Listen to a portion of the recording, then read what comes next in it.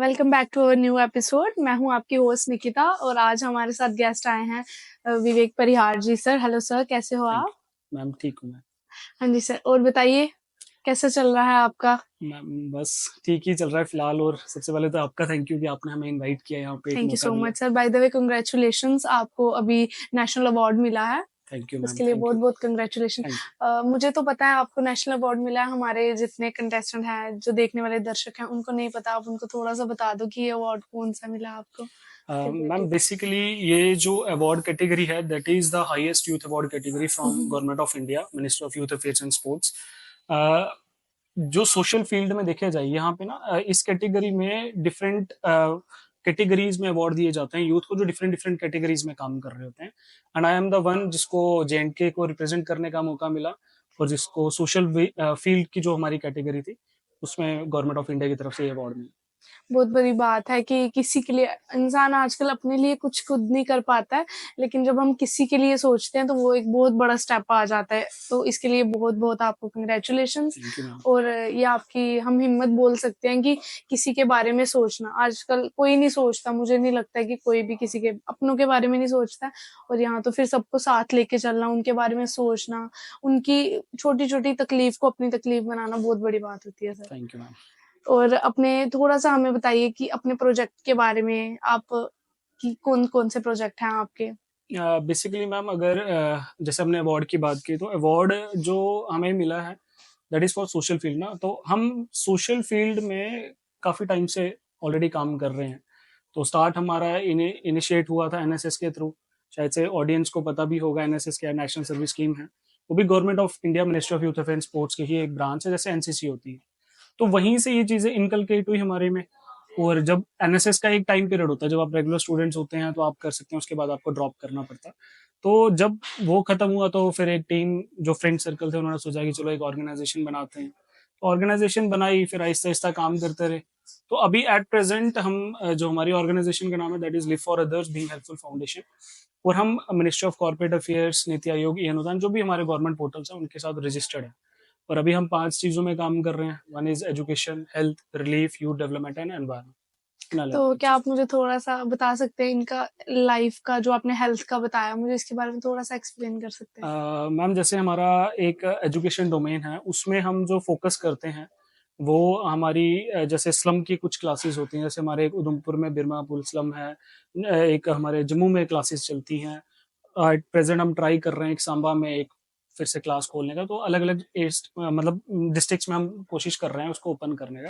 तो क्या मतलब प्रॉब्लम्स कितनी फेस करनी पड़ती है इसके बीच में? क्या प्रॉब्लम्स मैम हुँ, इसमें ना काफ़ी ज़्यादा। एक तो प्रॉब्लम ये है कि जो स्लम का बच्चा है ना, तो वो एजुकेशन लाइन के साथ जुड़ना नहीं चाहता। ठीक है? क्यों? क्योंकि जो उनके पेरेंट्स हैं वो स्टार्टिंग से उनके अंदर वो इनकलकेट कर देते हैं कि आपने लेबर का ही काम हुँ, करना है, रैप पैकिंग का काम करना है, वही सब। तो उन बच्चों को उसके लिए मोटिवेट करने से पहले हमें उनके पेरेंट्स की काउंसलिंग करनी पड़ती है। तो ये जो इनिशिएटिव हमने स्टार्ट किया है, इसका नाम मिशन मेक है। तो मेक ऑल किड्स एजुकेटेड इसकी फुल फॉर्म है। तो ये हमने कोविड के टाइम पे, जिस टाइम हम राशन वगैरह डिस्ट्रीब्यूट कर रहे थे स्लम्स वगैरह में, क्योंकि उस टाइम पे काफ़ी ज़्यादा क्राइसिस थे, तो वहाँ मैंने देखा था बिरमा पुल में अपने कि बहुत सारे बच्चे हैं जो रैप पैकिंग कर रहे हैं, गैम्बलिंग वो करते रहते थे सुबह से शाम तक। तो हमने उनको एक प्रॉमिस पे बोला था कि हम आपको राशन देंगे पूरे 2-2, 3-3 महीने का, जितने तक आप काम नहीं कर रहे हैं, लेकिन इन बच्चों को आपने एजुकेशन ज़रूर देनी है। तो वो करते-करते फिर हमारी वहाँ क्लासेस स्टार्ट हुई। तो पिछले साल हमने एक बच्ची थी, मैं आपको उसका नाम मेरे को एक्चुअली याद नहीं है, हुँ, हुँ। लेकिन ये है कि वो बच्ची 12 इयर्स की थी। और उस 12 इयर्स की बच्ची की एडमिशन हमने कराई, 12 साल के बाद उसने पढ़ाई स्टार्ट की अपनी। ओके। तो ये एक हुँ। था कि जो स्लम को टैकल करना है मुश्किल, बट ये है कि एफर्ट लगाएँगे तो हो जाएगा। तो किन-किन का हेल्प रहता है आपके साथ कि कौन-कौन योगदान देते हैं इसके बीच में? जम्मू से कौन-कौन आपको हेल्प करता है? किसने आपको हेल्प नहीं की?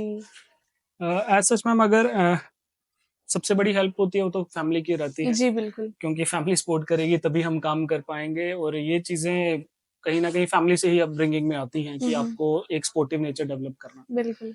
उसके बाद अगर ह्यूमन सपोर्ट की हम बात कर लें, तो ह्यूमन सपोर्ट में मेरे पास बहुत अच्छी टीम है। ऑलमोस्ट 80 प्लस मेंबर्स हैं मेरे पास। स्टार्ट हमने 4-5 मेंबर से किया था, जिसमें मेरे भाई हैं, कुछ ब्रदर आप बोल सकते हैं, विशाल जी हैं, अभिनंदन हैं, शुभम है, कश्मीर से हमारे आमिर जी हैं, वो बहुत सारे टीम मेंबर्स हैं।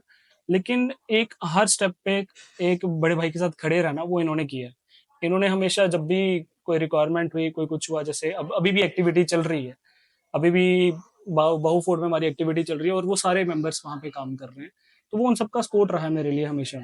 और उसके साथ-साथ फाइनेंशियल सपोर्ट भी बड़ा ज़्यादा ज़रूरी है। पब्लिक कुछ फाइनेंशियल सपोर्ट डोनेट वगैरह करती है अभी तक थोड़ा बहुत, या जी, मतलब फाइनेंशियल सपोर्ट हमें ज़रूर, मतलब जो हम स्टार्टिंग में हम काम करते थे, हम्म, तो मेरे जो टीम मेंबर्स थे, उन्होंने बहुत मेहनत की है इस टीम को बिल्ड करने के लिए। स्टार्टिंग में हम कंट्रीब्यूशन खुद करते थे। और अभी भी कर रहे हैं, नो डाउट कि अभी नहीं कर रहे हैं, अभी भी कर रहे हैं, लेकिन स्टार्टिंग की वो जो मेहनत थी ना, जिस टाइम कुछ नहीं था हमारे पास, फिर भी हम लोग कर रहे थे, सारे स्टूडेंट्स थे, अपनी पॉकेट मनी से 100-200 डोनेट कर करके छोटी-छोटी एक्टिविटीज़ करवाना। तो फाइनली अभी है हमारे पास अच्छी सपोर्ट है, हमारे जम्मू के वेल नोन ज्वेलर्स हैं, उनकी काफ़ी अच्छी सपोर्ट रहती है हमें स्टार्टिंग से, मतलब जब से हम 1 डेढ़ साल से, उनकी सपोर्ट हमारे पास रही है, जिनका नाम तल्ला ज्वेलर्स है। तो हमारी आज के टाइम पे जितनी एक्टिविटीज़ हैं, वो सारी की सारी तल्ला ज्वेलर्स स्पॉन्सर करती है। ओके। और आपने इस फील्ड के बारे में कैसे सोचा कि किसी और चीज के बारे में आपने नहीं सोचा कि मैं किसी और चीज में जाऊं, फील्ड में जाऊं, अर्निंग में जाऊं, जहां से मुझे खुद बेनिफिट मिले? मतलब इस लाइन पे कैसे आपने कुछ, आपको इंस्पिरेशन मिली, हम कह सकते हैं किसी से? इंस्पिरेशन काफ़ी इंपॉर्टेंट रहती है। मैंने आपको बोला था कि जैसे फैमिली से हमने ये चीज़ें इनकलकेट की, क्योंकि मेरे फादर ने स्टार्टिंग से मेरे को ये चीज़ सिखाई है हमारे घर पे, कि कभी भी किसी इंसान को आपकी ज़रूरत है ना, आपके पास जितना एफर्ट आप मार सकते हैं, उसको वो चीज़ पूरी करके दें। तो जब वो खुश होगा, तो ऑटोमेटिकली वो खुशी आपके बिहेवियर में आएगी, आपके नेचर में डेवलप होगी। तो वहाँ से वो चीज़ सीखी थी। तो स्टार्टिंग में तो जो बच्चे थे तब क्या ही करते थे, लेकिन ये है कि उसके बाद एनएसएस ने बहुत सारी चीज़ें सिखाई। एक मतलब वाइडर व्यू ऑडियंस को देखने का मौका दिया। वहीं से जो आज के टाइम पे मेरी टीम है, वो एनएसएस के थ्रू ही हमारे पास है, एनएसएस आपने कहाँ ज्वाइन किया था? Science college. साइंस हुँ। कॉलेज में। ठीक है। तो वहीं से साइंस कॉलेज से वो चीज़ें स्टार्ट हुई। और हमारे कुछ बड़े भाई हैं, जिनसे हमने ये चीज़ें सीखी। जिसमें हमारे आज के टाइम के डीडीसी हैं पंचारी के, जसवीर सिंह। वो भी एनएसएस के सीनियर रहे हैं। हमारे गणेश सिंह जी हैं, वो भी एनएसएस के सीनियर रहे हैं। तो इन सब से ये चीज़ें कुछ ना कुछ सीखते तो हमने, जज़्बा यही था कि एनएसएस एक टाइम पे रुक जाए, लेकिन जो काम है वो नहीं रुकना चाहिए। क्योंकि आपको साइंस कॉलेज से हाँ, इंस्पिरेशन मिली कि आपको ऐसे इसी फील्ड में जाना इसी है फील्ड आगे? में जाना है, कि वहीं से हमने ये ठान लिया था कि हाँ, हम करेंगे। और सबसे बड़ी इंस्पिरेशन दोस्तों की रही कि स्टार्टिंग में पैसे नहीं थे, लेकिन फिर भी हमने सोचा कि कैसे काम किया जाए। तो हमारी, मैं आपको पहली एक्टिविटी डिफाइन करता हूँ कि हमने सबसे पहली एक्टिविटी कैसे की थी। तो फाइनेंशियल कुछ नहीं है, दिवाली की रात थी, आई थिंक 2018 की रात थी। तो टीम ने डिसाइड किया कि हम कुछ ऐसा करेंगे जिसमें फाइनेंस भी ना लगे और एक्टिविटी भी हो जाए। तो हमने एक कैंपेन चलाया ओल्ड क्लोथ डोनेशन का, 2018 में की बात है। तो सबने क्लोथ्स वगैरह इकट्ठे किए, तो दिवाली की पूजा शूजा करके सारे इकट्ठे हुए जीवल में, वो क्लोथ डोनेशन ड्राइव हमने वहां से की। तो वहां से एक बिहेवियर माइंड में ये है कि अगर आपके पास जज्बा है ना कुछ करने का, तो फाइनेंस एक सेकेंडरी थिंग है। पहले आप वो मोटिव स्टार्ट तो करें। आप वो चीज स्टार्ट करेंगे तो फाइनेंस ऑटोमेटिकली ऊपर वाला बैठा है, वो कहीं ना कहीं से अरेंज कर देगा। तो वैसा है, वो अभी चल रहा है। तो कभी ऐसा नहीं लगा कि कुछ ऐसा एक पॉइंट पे आ गए हों जब मतलब ऐसा लगता है कि नहीं अब नहीं हो पाएगा, कुछ ऐसा सीन हो गया हो आपके साथ, बोल सकते हैं? मतलब ऐसा जब पीछे खींचने वाले लोग बहुत होते हैं, या कुछ एक ऐसा इंसिडेंट हो जाता है हमारे साथ? बहुत बार मेरे साथ हुआ है हाँ, ऐसा कि जहां मैं होप छोड़ देता हूँ हाँ, कि होप भाई निकल जाती शायद है। से अब ये ना हो पाए, लेकिन हुँ। मेरे पास एक भाई है अपना। सो मतलब मेरी एनजीओ का सेकंड डायरेक्टर है, विशाल सिंह नाम है उसका। और अभिनंदन तो है ही हमारे हुँ, हुँ। पास। तो वो दो हमेशा मेरे साथ ऐसे रहे हैं कि भैया कोई बात नहीं, हम कर लेंगे। तो अगर कभी भी, अभी हमारा रिसेंट प्रोजेक्ट चल रहा है, तो स्टार्टिंग में हम सोचा था कि काफी बड़ा नंबर था हमारे पास, वो कि हम कैसे करेंगे। हमारे पास बड़ा शॉर्ट टाइम था, 3 महीने में 4 महीने में कंप्लीट करना था। तो मैंने विशाल को बोला, विशाल शायद से पॉसिबल नहीं हो पाएगा, कि हम शायद से नहीं कर पाएंगे। तो विशाल इज लाइक कि भैया चिंता नहीं करो, हम कर लेंगे। तो हम प्रॉपर फिर 2-3 दिन बैठे, पूरी स्कूटनिंग की, पूरा प्लान बनाया कैसे करेंगे। तो फाइनली हमने कर लिया वो। तो वो ऐसे भाई हैं हमारे पास कि जो सपोर्ट कर लेते हैं पीछे। ऐसा सपोर्ट बहुत इम्पोर्टेंट होता है, हम्म, किसी भी काम के लिए आपको सपोर्ट तो चाहिए जी। किसी न किसी का। और कोई ऐसा इंसिडेंट जिसमें हम बोल सकते हैं कि जो मेमोरेबल रहा हो उसमें, कि आपको मतलब बहुत खुशी मिली हो उस चीज से? वैसे तो सारी चीजों से मिलती है, लेकिन ऐसा कोई इंसिडेंट जिससे आपको बहुत खुशी मिली हो?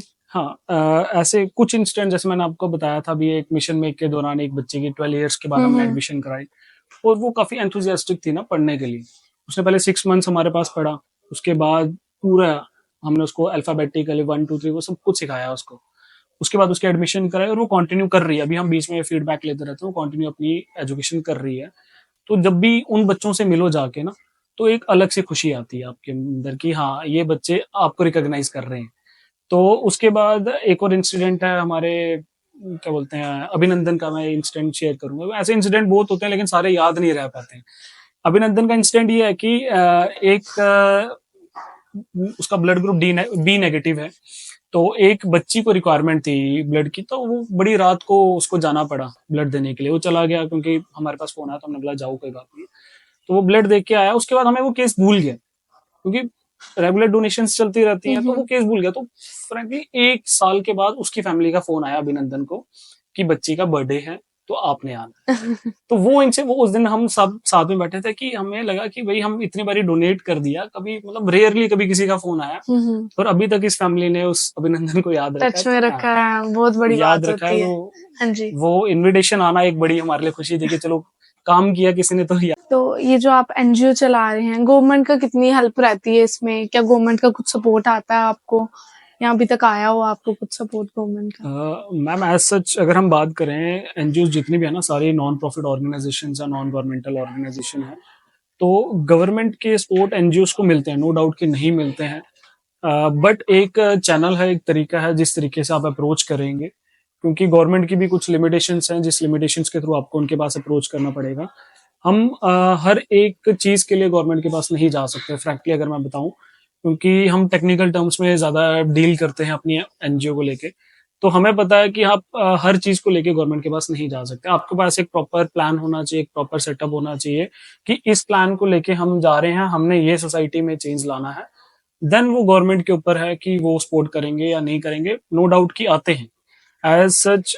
आप हर साल अगर आप उठा के देख लें, मिलियंस ऑफ करोड़ के फंड्स आते हैं, लेकिन अभी तक जो मेरे को लग रहा है, जम्मू कश्मीर के बहुत कम एनजीओ हैं जिनको इनके बारे में पता है, या जो इन चीजों पे अप्रोच करती हैं, क्योंकि हर एनजीओ का ना काम करने का अलग अलग तरीका होता है। प्रेजेंटली हम बात करें तो हम गवर्नमेंट के साथ मिलकर काम कर रहे हैं, सेमी गवर्नमेंट समझ लीजिए आप, हम वो प्राइवेट सेक्टर भी समझ सकते हैं आप, कि उनके साथ मिलके काम कर रहे हैं।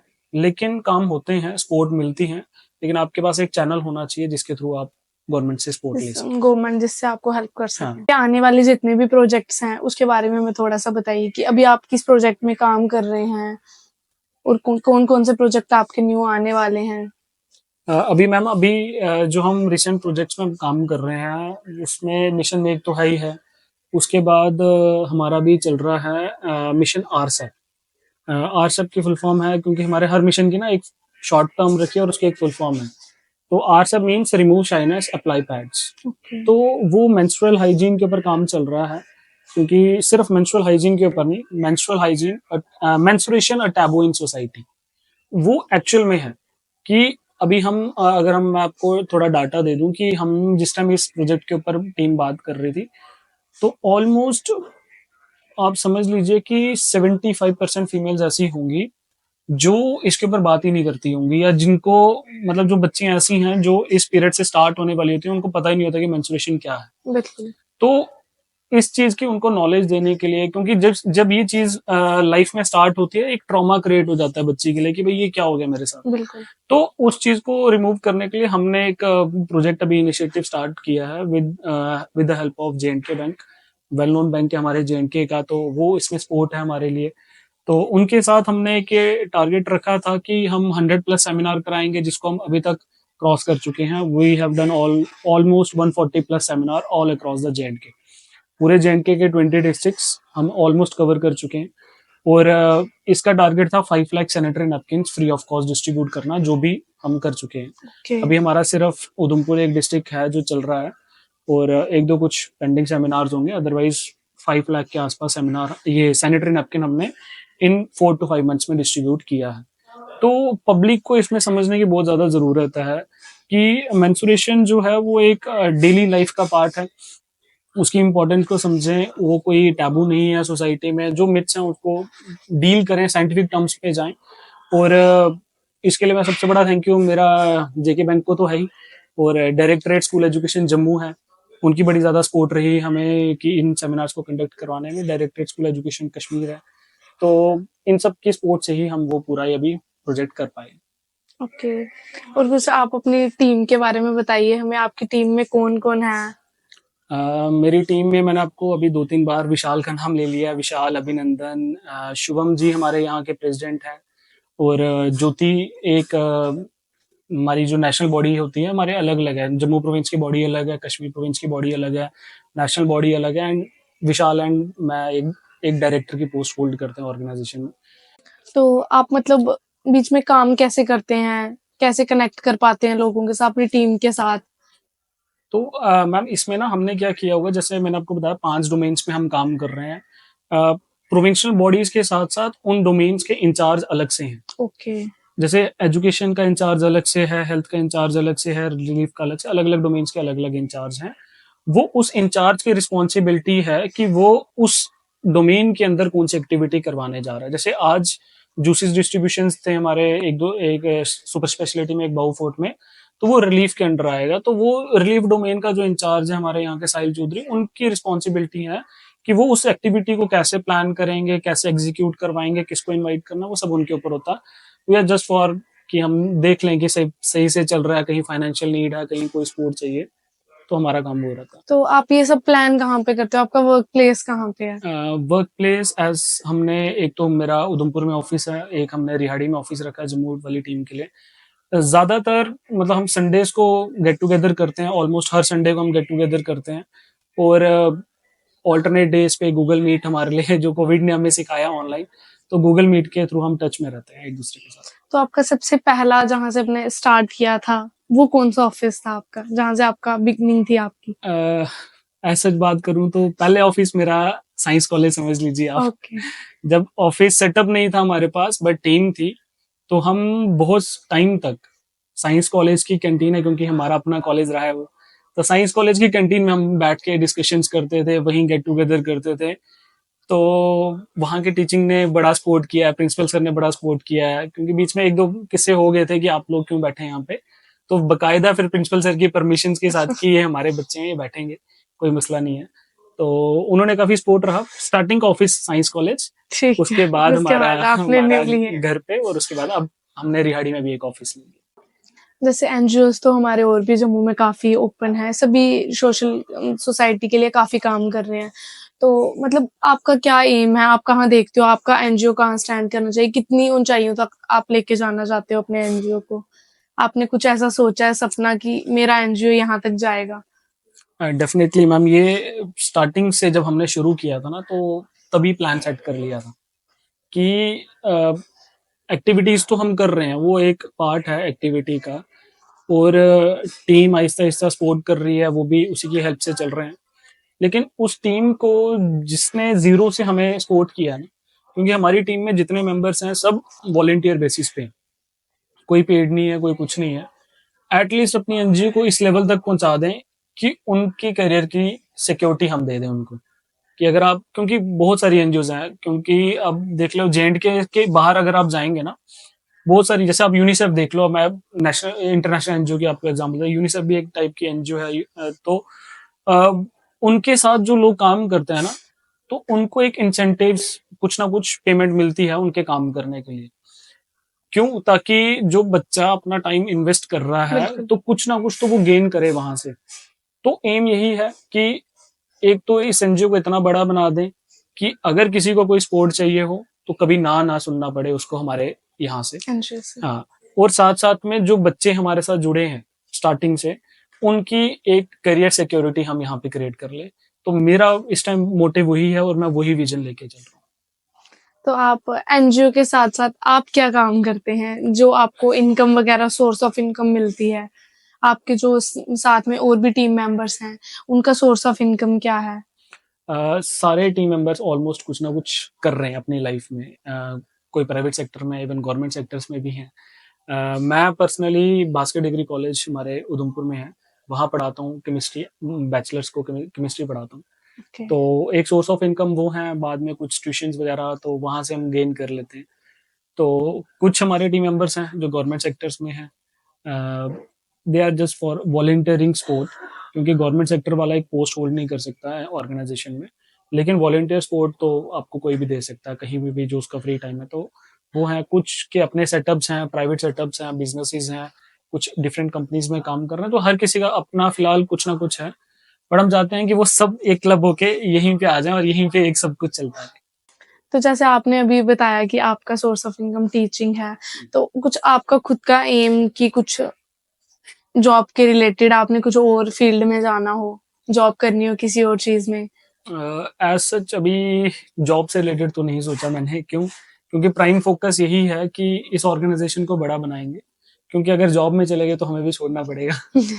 तो यही है कि जितनी मेहनत करेंगे साइड बाय साइड इसको, इसमें इन्वेस्ट देंगे अपना टाइम का, क्योंकि कहीं जब हम सुबह निकलते हैं कॉलेज पढ़ाने के लिए तो वहां से आते आते शाम हो जाती है, और वो जो शाम होती है लोग सोने के लिए इस्तेमाल करते हैं और हम एनजीओ को चलाने के लिए इस्तेमाल करते हैं।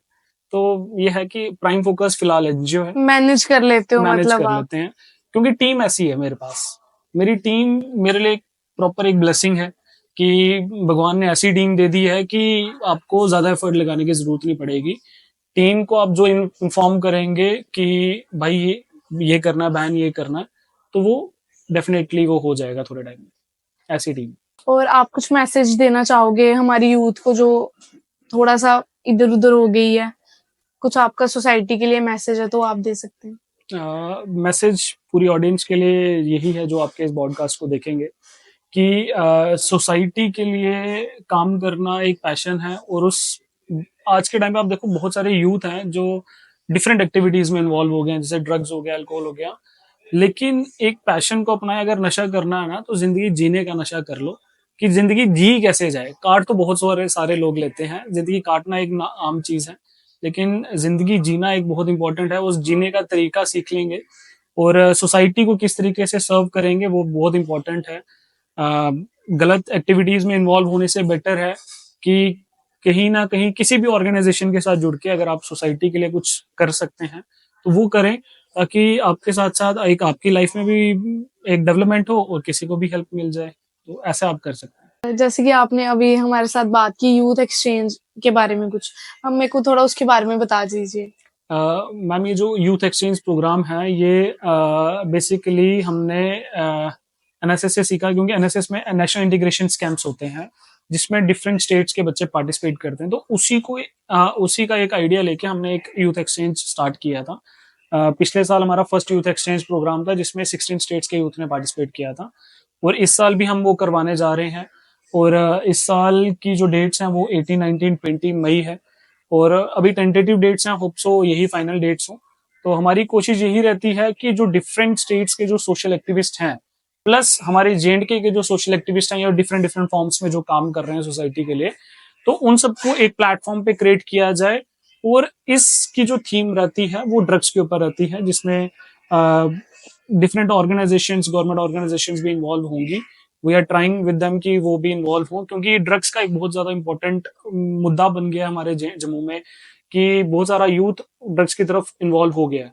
तो इसकी मदद से हमारा यही है, एक तो कल्चरल एक्सचेंज भी हो, नेशनल इंटीग्रेशन भी हो, और प्लस जितना यूथ है एक नेशनल लेवल पे एक कॉन्टेक्ट बिल्डअप हो, और साथ साथ में ड्रग्स के लिए अवेयरनेस क्रिएट करना। तो ये अभी आने वाले मई के मंथ में हमारा प्रोजेक्ट आने। तो जैसे आपने जब एनजीओ अपना स्टार्ट किया, जब आपका पहला जो भी आपका प्रोजेक्ट था, जो आपने इनिशिएटिव लिया, तो लाइक पुलिंग होती है बहुत ज्यादा फैमिली की तरफ से, रिलेटिव्स बोलते हैं कि कुछ जॉब की तरफ देख लो, कुछ अच्छा जॉब वगैरह, अच्छी जॉब में चले जाओ। तो आपके साथ क्या एक्सपीरियंस था उस चीज का?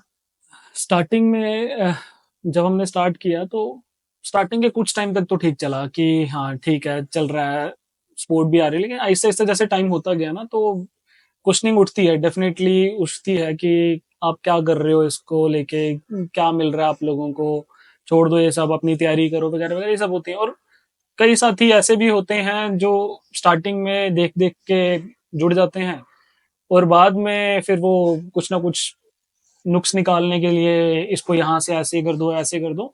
बहुत सारे हैं, मतलब एग्जांपल्स मेरे साथ भी बहुत सारी ऐसी हैं कि जिन्होंने स्टार्टिंग में साथ तो दिया, लेकिन थोड़े टाइम के बाद उनको लगा कि शायद से वो अपना कुछ क्रिएट कर सकते हैं या अपना कुछ बिल्डअप कर लेंगे।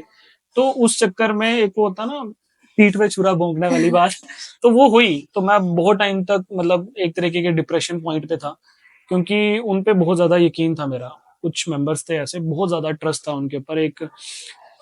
लेकिन एट लास्ट फिर वही विशाल जी आए और उन्होंने सपोर्ट किया कि भैया कोई बात नहीं है, 2 मेंबर चले गए, 3 मेंबर चले गए, कोई बात नहीं है, क्योंकि स्टार्ट हमने किया था 5 से, और 5 में से सिर्फ 2 रह गए थे, विशाल और मैं। लेकिन फिर भी वहां से फिर से एक साइकिल बोलते हैं ना, साइकिल चला रहे हैं, एक एक मेंबर की मीटिंग लेते गए, ज्वाइनिंग करवाते रहे, करते करते करते तो फाइनली हमने एक ऐसा स्टार्ट बिल्ड कर लिया अपने आप को कि वो लेग पुलिंग जो हो रही थी आज के टाइम पे भी होती है, नो डाउट कि कुछ आज के लोग टाइम पे नहीं आते होती। ही इसीलिए हैं कि हमें हाँ, कुछ लेसन सिखा के जाएं बीच में, बिल्कुल। काम तो के बीच में। हाँ, तो वहां से उन्होंने जो उस टाइम हमारे साथ किया, तो वहां से हम कुछ टाइम के लिए तो वीक पड़े, लेकिन यह है कि वहां से चीजें हमने सीखी और अपने आप को थोड़ा और बिल्ड किया, और स्ट्रेंथ के साथ आगे बढ़ते रहे। अभी भी चलती रहती हैं, और लेग पुलिंग्स बहुत सारे लोग ऐसे हैं कि वो, सबसे बड़ी बात यह है कि शायद से मैं मे भी गलत भी हो सकता हूँ कि जेएंडके में जो सबसे यंग ऑर्गेनाइजेशन होगी ना, वो शायद से मेरी ही होगी, मे बी मैं गलत भी हो सकता हूँ। लेकिन जहां तक मैंने अभी तक लोग देखे हैं, तो सबको ये लगता है कि भाई ये बच्चे हैं, ये क्या कर लेंगे। लेकिन इन बच्चों में बड़ा जज्बा है कि तीन, हमारा जो यूथ एक्सचेंज होता है वो सिर्फ एक दिन का नहीं होता, वो 3 दिन का होता है। तो 3 दिन से 200-250 बच्चे की अकोमोडेशन, ट्रांसपोर्टेशन, फूड, सब कुछ मैनेज करना बहुत बड़ी बात बहुत होती बड़ी है। बात रहती है, और वो सारी यही टीम करती है, यंगस्टर्स की टीम करती है। तो स्पोर्ट रहा है, टीम का स्पोर्ट रहा है, और लेग पुलिंग तो चलती रहेगी, वो दुनियादारी है ऐसी, तो वो उसको हम कुछ कर नहीं सकते। बढ़िया कि हमें उन लोगों से भी लेसन सीखना सीखना चाहिए। चाहिए, कुछ ना कुछ उन लोगों सीखने से को लेसन मिलता है, सीखेंगे तभी जाके कुछ बिल्ड कुछ कर और पाएंगे। स्ट्रांग बन पाएंगे इन फ्यूचर। और आपका जो इन्वायरमेंट प्रोग्राम चलता है उसके उसके बारे में भी कुछ बताइए हमें।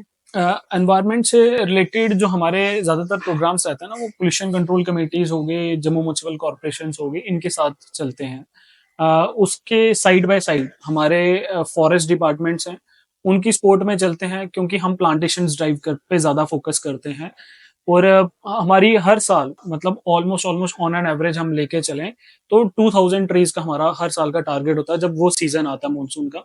तो वो सारा ट्री जो हमें प्रोवाइड होता है, वो सारा फॉरेस्ट्री डिपार्टमेंट की तरफ से प्रोवाइड होता है, और काफी अच्छे से वो सपोर्ट करते हैं। हम रिक्वेस्ट करेंगे, स्पेस आइडेंटिफाई करके देंगे, तो वो हमें ट्रीज प्रोवाइड कर देते हैं।